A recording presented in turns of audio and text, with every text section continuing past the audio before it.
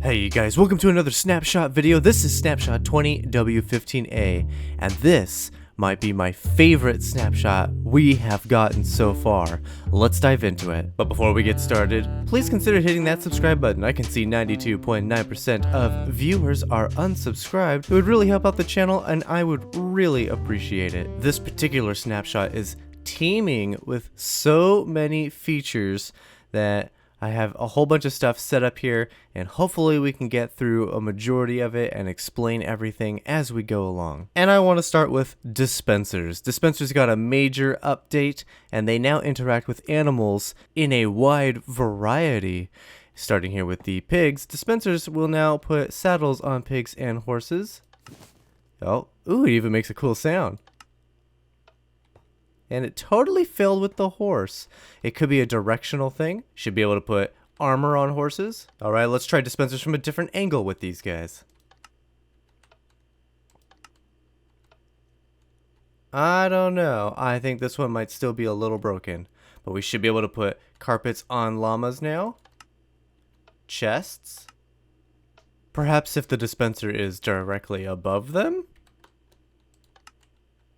No. Okay, so I think the dispensers still need a little bit more work. But down here on the end, you can shear mushroom and you can shear snow golems. So at least 3 of all of the proposed updates to dispensers are working. Moving right along, we have new campfires with blue fire. And guys, let me tell you, these look amazing. I'm very excited about these. And they're crafted exactly like other campfires, except instead of coal, we're using either soul soil or soul sand. Either one works for this recipe. Next to that, we have a brand new banner design, the Piglin banner. And of course, you should be able to acquire these through trades with villagers, though at this time, I'm not sure if they're totally implemented with the villagers, but that's where you would end up getting this. Speaking of Soulfire, they have made an update, so now either variety of soul sand, soul soil can now be crafted into the blue fire torches. And continuing this theme of giving additional uses to everything, the nether vegetation can now be used with a composter, and you can place all this in here and get bone meal out. And for one of the biggest things for us builders, glass panes and iron bars now connect to walls. This is huge. Technically pickles connect to walls too, but it's not like the other two. This isn't really groundbreaking, but they do touch the tops of the walls now, which is kind of neat. They do get a little overhang, but really what we're looking at here is the iron bars and panes connecting to walls, and this is really cool. You're going to see this in builds all over the place. I can easily imagine the iron bars being placed in to show that the stone has worn away, and you can see the inner framing that was once used to keep the wall level while it was drying. Hoes are now the preferred tool for leaves. But what does this mean for shears? And how do you get leaves now? Here I have shears available for us along with the hoe, and I've tried an Efficiency 5 Silk Touch hoe, and we're going to see each of these in action. In survival mode with shears. Alright, it appears shears still have full functionality. This is great. Now we'll try the netherite hoe. Oh, and that is really fast. Oh, that's nice. This will go a lot longer. And of course, Silk Touch and efficiency. So of course, I don't believe there is a speed difference, but oh, that is nice. That is very nice. Welcome to having your shears that last way longer now. Mob AI has also been improved, where mobs will actively seek to avoid campfires and magma blocks. We're going to start with a piglin. They don't last very long. They'll eventually turn into zombie piglins, and well, we want to watch them. I have a path of netherite blocks laid out that they can walk. Oh, and it's looking promising. Now they should start to fear that guy and start running. But look at that guy. He is stuck on this little backwards L shape. These guys are over here. Look at that. You can actually make like a little maze out of these guys and do stuff with them. We got, of course, the hoglins, but I believe they're going to be a little bit more tricky with their large bodies. And of course, we have the fun one, the Zoglin. This guy will just start attacking them all. I have a Zoglin encased in barrier blocks, standing on magma blocks, and it appears to be totally fine, not affected by the magma blocks whatsoever. And the same is true for the zombified piglins. They are also unaffected by the magma blocks. But let's really move on to the thing we're all dying to see. We have so many new blocks that came in this update 20w15a, and there are so many amazing options for builders now. In fact, we have 19 new options. Don't count the nether bricks, that's just here for reference to see things. But we do have brand new cracked nether bricks, chiseled nether bricks, quartz bricks, and then on the other side we have Blackstone, which is this like the cobblestone version of it. And look how pretty it is. It even has little hints of purple in it. That looks nice. So we got our Blackstone, we got gilded Blackstone, which if mined can drop golden nuggets. We have the polished Blackstone, and we have the brick Blackstone, which each of these has variants. We got the stairs, the walls for all of them, and then we have chiseled polished one, and then we have a cracked brick one, and then the polished variety comes with a button and a pressure plate, and the others do not. But I just thought that was really interesting that these guys, the polished ones, actually have, functional pressure plates and buttons. Now, all of these variants are acquired the same way you would get any of their counterparts. So, of course, we're going to make some slabs out of the nether bricks, and then if we do the chiseled crafting pattern, we'll get a chiseled nether brick. So crafted exactly the same. Of course, the cracked just means you have to put it in a smelter or furnace rather and smelt it up. The Blackstone is just like granite, andesite, and diorite. You'll take 4 of them and they'll craft into a polished variant. And if you take the polished variant and craft them the same way, you'll get the bricks, the polished Blackstone bricks. So of course you can craft everything else the normal way that you would, provided you have the materials for it. Now with quartz, we're going to take our normal quartz, get us a handful of blocks, and then we'll take those blocks and we'll craft them in the brick pattern to get our quartz bricks.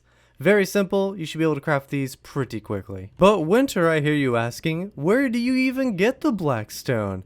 Well, obviously, in the Nether, but not just any place in the Nether. We have a brand new biome when we all thought there wasn't going to be any more. Welcome to the Basalt Delta. The first thing you might notice in the Delta is the white ash floating throughout the air.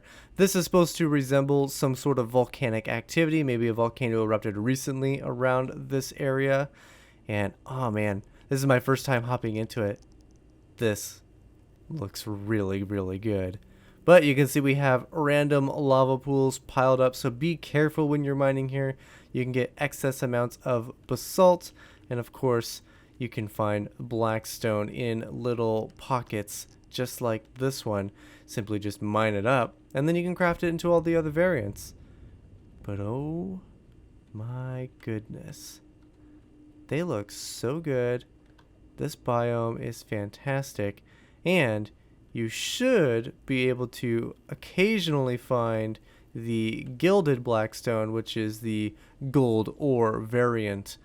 Though I do not see any on the surface, which may imply that it's just like ancient debris and it's hidden. But I don't know that for sure. That is just pure speculation on my part. Let me know in the comments down below if you know exactly how the gilded Blackstone actually spawns in, because like I said, I'm not seeing it on the surface anywhere, which indicates to me that it might be one of those blocks that can't spawn touching air blocks. So yeah, but guys, this biome looks absolutely fantastic. But we got more than just a brand new biome. We have 3 new soundtracks to accompany the Nether that will play throughout the varying biomes, and it's kind of eerie in here, isn't it? Oh my goodness, it's quite eerie. In fact, I really like this biome. I could see building something really crazy around here. That's clearly a chunk border, because this is an old world. started this during the snapshots. So you can see that's actually really good information. If you were to update your world to the snapshot, the chunk borders are clearly a line, but look how natural it is. It actually maintained. There's no like hard chunks jutting out from it. It actually looks pretty good. So it's, good job, Mojang. Good job. Turned out really nice. A couple of more features. This Blackstone can be crafted into furnaces and stone tools, so you can kind of treat it like cobblestone in that regard. And also, this biome is now the home of magma cubes, though this doesn't look like a very good place for them to spawn in. I can imagine them getting stuck all over the place. But this is where you're going to find magma cubes now, predominantly in the Basalt Deltas. And with the ability to craft stone tools and furnaces out of the Blackstone, you can easily start a brand new survival world and make yourself start in the Nether. Just quickly go into creative mode, create a portal, go through the portal, destroy the portal behind you, and give yourself a respawn anchor that's totally filled to the brim. And you can have yourself a survival starter world where you are starting in the Nether, and you could totally work your way through it. Trading with piglin to get obsidian, you can eventually work your way back into the overworld, and you can actually play a whole playthrough starting in the Nether. Let's just call it Netherborn because that sounds awesome. Oh, and something that wasn't listed in the snapshot but I found on Twitter, the striders, when they are outside of lava and they're cold, now have a brand new texture. They turn this pinkish, almost like they're trying to turn blue, but it really kind of looks pink purple. Lavender. I would say it's lavender. Maybe I'm wrong. Let me know in the comments down below what color these guys are. But pretty cool little Easter egg that wasn't included in the change logs. But guys, that is going to do it for today's snapshot video. I hope that this was really exciting for you, because us builders got a lot of really cool stuff. We got brand new blocks, we got brand new campfires, we got new ways to craft stuff, and oh my goodness, this is amazing. I'm a huge fan of this, and once they of course fix the dispensers, there's going to be some really awesome redstone implications as well. Let me know in the comments down below what you guys thought of this snapshot and this video as well. It really goes a long way helping me figure out what you guys like and how to make better content for you. Thank you guys so much for watching. Be sure to leave a like and subscribe. It really does help out the channel, and I really do appreciate it. So thank you guys so much for watching, and I'll see you guys in the next one.